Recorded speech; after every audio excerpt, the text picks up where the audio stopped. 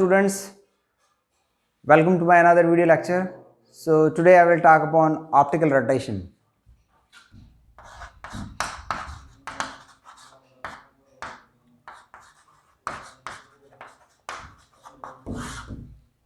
So as the name suggests, मतलब हमने जैसे पोलराइजेशन में अब तक पढ़ा है light is an electromagnetic wave having transverse nature, तो जिसका ट्रांसवर्स नेचर से बेसिकली हम यूज़ करके आगे बढ़ रहे हैं और इसका एक किस्म से एप्लीकेशन है। जैसे हमारे पास ये अनपोलराइज लाइट है,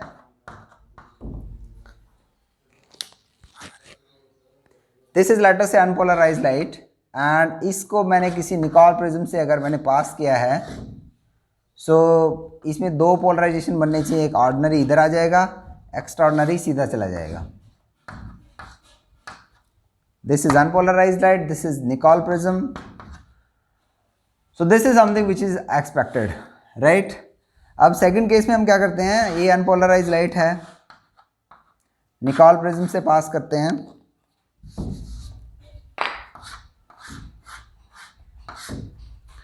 तो एक लाइट इधर आ गई, एक थोड़ा सीधा चली गई, और फिर से एक और लिक्विड या किसी क्रिस्टल को हम ले लेते हैं जिससे इसको पास कर रहे हैं। अच्छा, यहाँ पे अगर मैं क्रॉस निकोल से टेस्ट करूँगा, इसको मैंने 90 रोटेट कर रखा है, तो मैं अगर इसको ऐसे बना दूँ,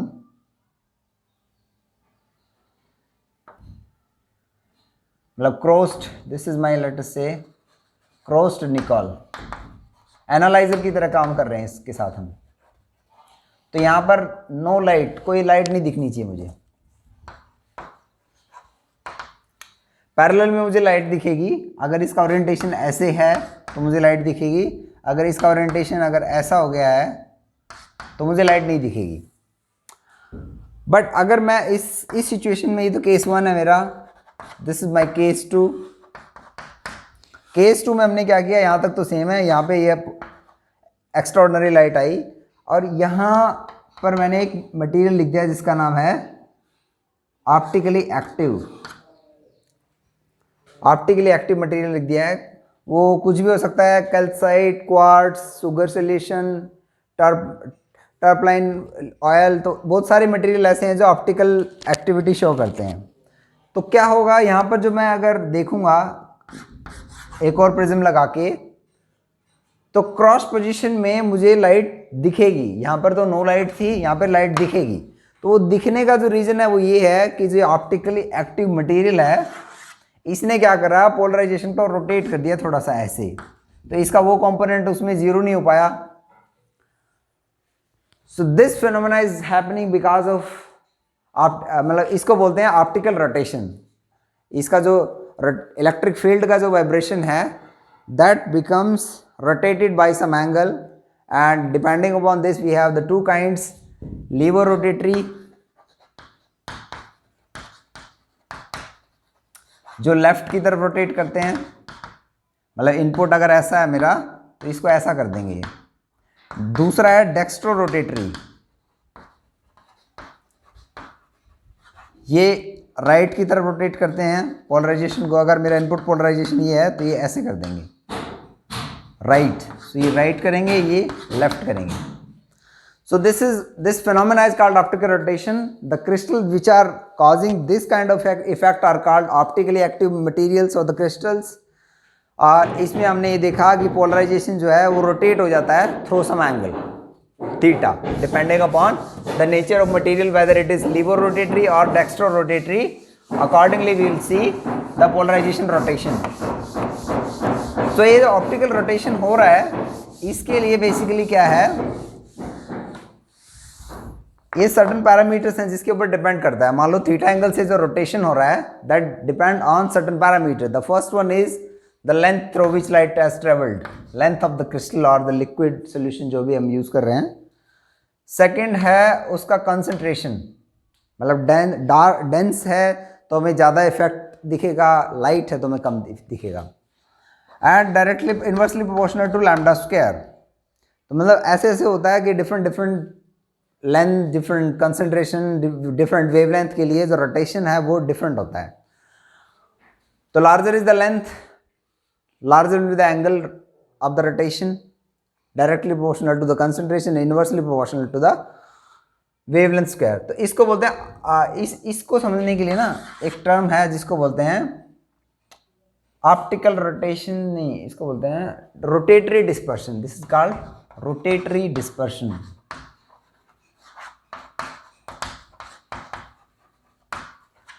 bye rotatory dispersion I mean जो थीटा जैसे ये आ रहा है ना, इसको अगर मैं प्लॉट करूं ये ऐसे हो जाएगा। अगर यहाँ पे वेवलेंथ यूज कर रहा हूं मैं वॉयलेट, रेड, और यहाँ पर थीटा है, तो वॉयलेट के लिए थीटा जो है मैक्सिमम होगा, रेड के लिए मिनिमम होगा।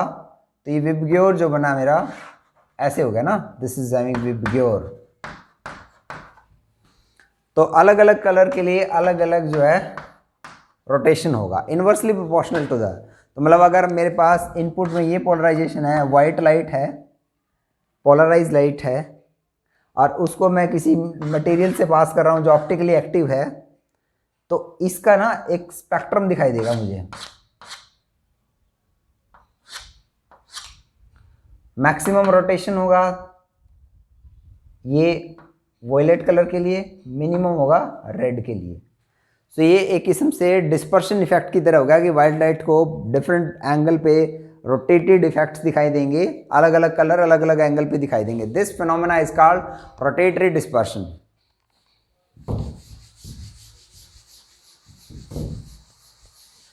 अच्छा, हमने बात करी कि ऑप्टिकल रोटेशन है क्या, ये किन किन पैरामीटर्स पे डिपेंड करता है, किस किस तरह के मटेरियल होते हैं।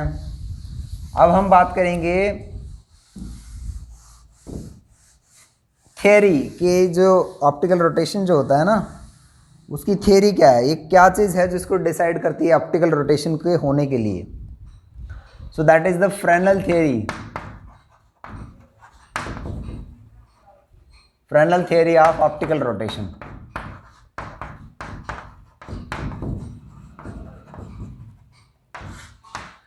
ये क्या कहती है बेसिकली फ्रेनेल थियरी कि मतलब जो रोटेशन हुआ है वो थीटा एंगल पे हुआ, वो क्यों हुआ है उसको बताने के लिए ना उसने बताया कि जो सिंपल हार्मोनिक मोशन है उसको हम दो अपोजिट सर्कुलर मोशंस की फॉर्म में एक्सप्रेस कर सकते हैं।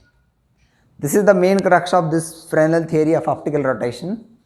कि मान लो हमारे पास, जैसे मैं सिंपल केस लेता हूँ, एक तरफ मेरा ये स्क्रू है, एक तरफ इस पर बोल्ट लगा हुआ है, तो इसको मैं घुमाऊंगा ना, ये क्लॉकवाइज है, ये एंटी क्लॉकवाइज है, तो ये जो लेंथ है इसके बीच का कम होता जा रहा है।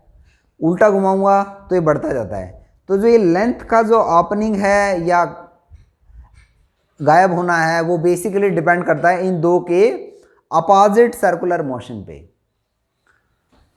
तो ये क्या कहता है, जो सिंपल हार्मोनिक मोशन जो है ना, simple harmonic motion can be expressed in terms of two opposite, इसको ना टू अपोजिट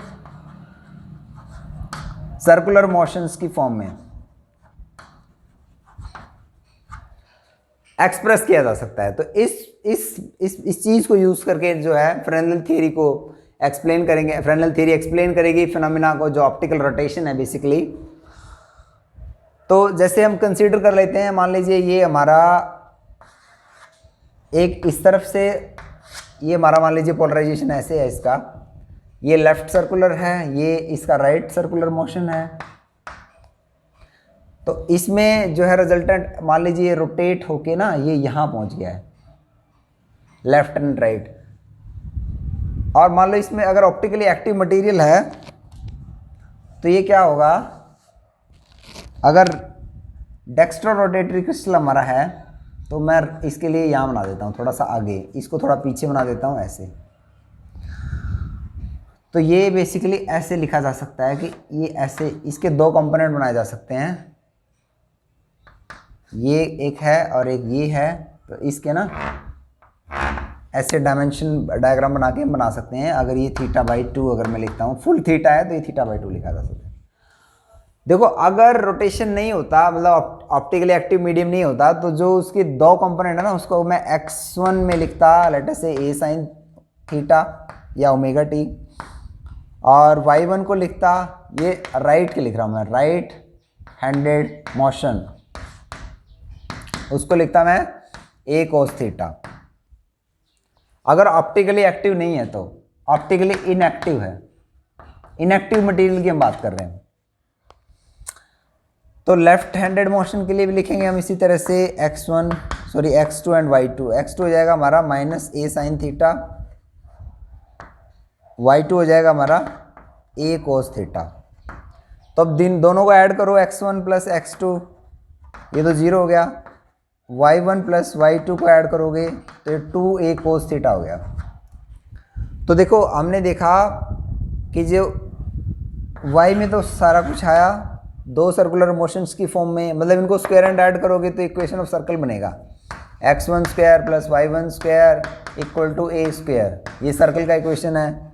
इसी तरह यहाँ भी अगर हम स्क्वायर एंड ऐड करें y2 square plus x2 square is equal to a square, ये भी सर्कल का इक्वेशन है।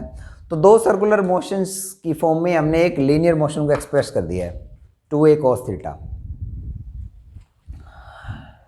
ये तो बात थी जब ऑप्टिकली एक्टिव मटेरियल नहीं है, इनएक्टिव मटेरियल है। अब जैसे अगर ऑप्टिकली एक्टिव मटेरियल है तो उस केस में क्या होगा, तो ये हमारे दो कंपोनेंट्स बने हैं ना, इसमें एक फेज डिफरेंस इंट्रोड्यूस हो जाएगा।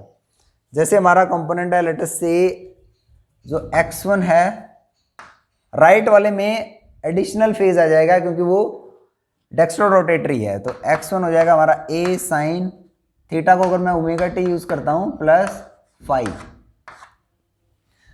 y1 हो जाएगा a cos omega t plus 5। ये राइट हैंडेड मोशन की बात है।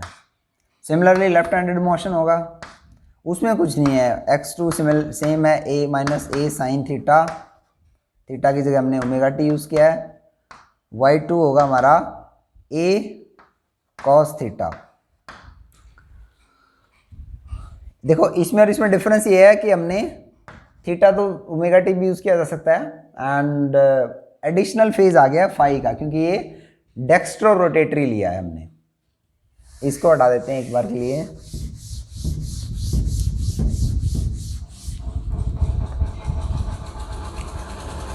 तो अब इनको ऐड करो क्वांटिटीज को, x1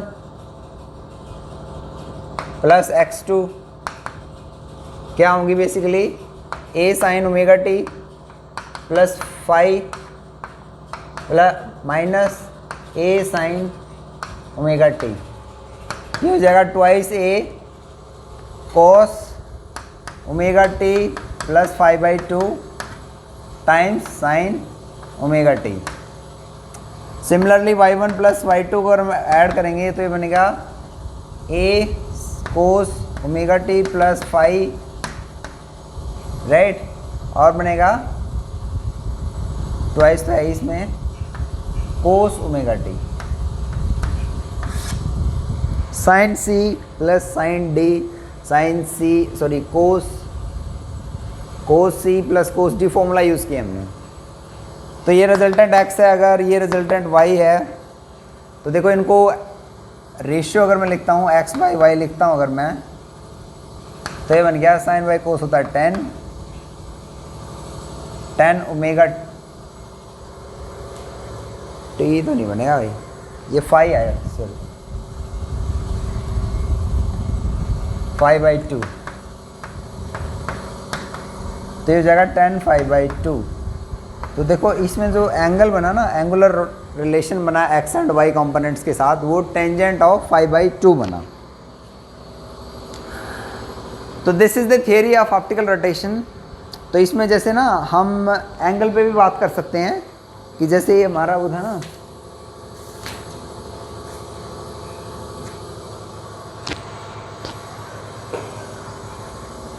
जैसे हमारा मटेरियल ऐसा है कि जैसे पाथ डिफरेंस जो है ना फाई, वो 2 पाई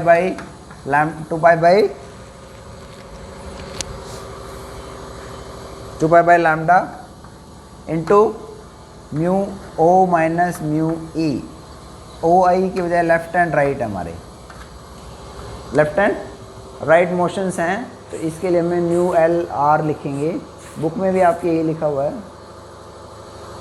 राइट।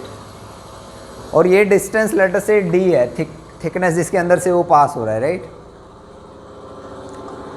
तो 5/2 बन गया हमारे लिए यहाँ पे म्यू 5/2 बन गया pi by lambda mu L minus mu R times D. तो ये जो एंगल बना ना tan theta is theta only for small angle, this is your pi by lambda mu L minus mu R time D. तो आप angle rotation बता सकते हो अगर आपको index for corresponding to L and R पता है, डी पता है, तो you can and wavelength is given, you can tell what angle will be the rotation for this case. अच्छा, नेक्स्ट हम बात कर लेते हैं थोड़ा उसके बारे में, स्पेसिफिक रोटेशन के बारे में, कि हमने ना जैसे रोटेशन पढ़ाई है, अब रोटेशन को थोड़ा क्वांटिफाई कर देते हैं, and that is specific rotation.